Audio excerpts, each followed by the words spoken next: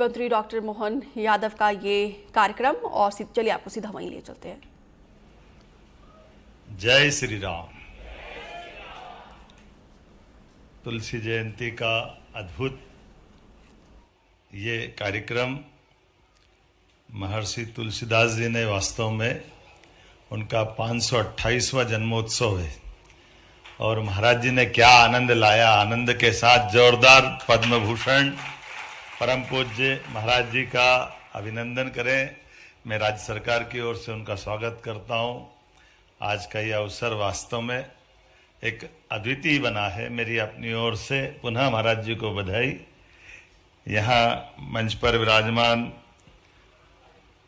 मंदाकिनी दीदी, आप तो मुझे लगता है भाई साहब हर बार माननीय रघु जी भाई साहब और हम सब दीदी को यहाँ से जोड़ करके ऐसा लगता है अपनी माँ को पाते हैं, हमारे लिए आनंद आ जाता है।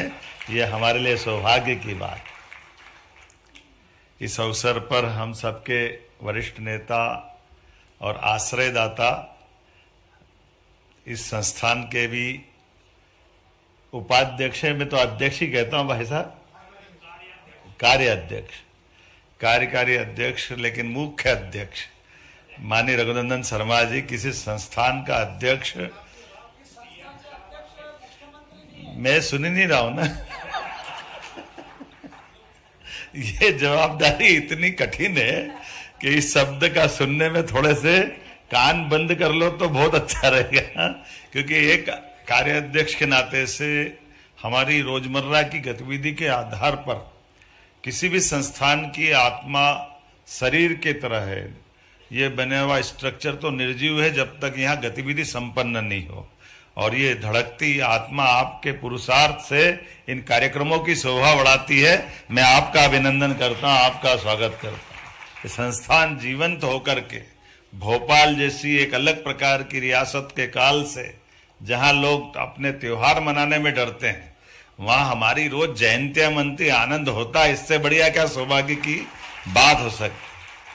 और संयोग भी ऐसा है कि ये तो लोकतंत्र है, भगवान की दया है, कई जन्मों के पुण्य है कि अभी हमारी लगातार सरकार चल रही है, लेकिन उस समय भी मुख्यमंत्री की नाक के नीचे जय जय श्री राम हो रहा। इससे ज्यादा आनंद क्या होगा, उनके आवाज के साथ नीचे लेकर के।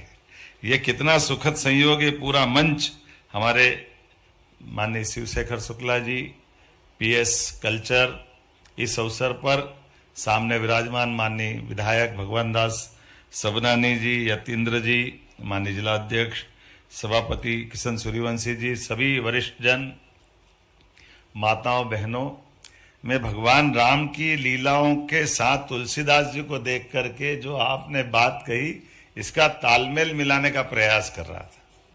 और भगवान राम के जीवन में भी जो टर्निंग पॉइंट है, महाराज जी कभी आपसे सुनेंगे, मैं तो ऐसे ही प्रश्न करता हूं। एक घटना कभी कभी हमारे मन में वो प्रश्न कौंधता है कि कोई कारण से, ये तो आज जो पुरस्कार है उससे जोड़ करके देखें कि भगवान राम और लखन तो अपने महल में हैं, अगर विश्वामित्र नहीं लेने आते उनको तो क्या होता है। वो जो घटना है केवल हमको एहसास कराती है। सारी रामायण की जो भी अपन माने, मैं संज्ञा तो क्या दूंगा, छोटा सा कार्यकर्ता हूं, लेकिन अगर विश्वामित्र जी की दृष्टि और विश्वामित्र जी के उस पूरे घटनाक्रम को हम ध्यान देंगे, वो सब कुछ दिख जाएगा। अब आप बताइए, किसी वन के अंदर कोई आतंकवादियों की घटना हो रही है, ऐसे में राजा जी से निवेदन नहीं कर रहे विश्वामित्र जी, उनके नन्हे नन्हे बालक को लेके जा रहे हैं, और वो उनके अंदर क्या देख रहे हैं, भविष्य के जो विराट स्वरूप रखने वाले भगवान राम बनते हैं, वो राम को कहाँ देख लेते हैं, वो उस हीरे को कहाँ से उनकी निगाह में आता है, कैसे कहाँ से निगाह आई उनकी, इस पे कोई अभी ज्यादा चर्चा नहीं हुई।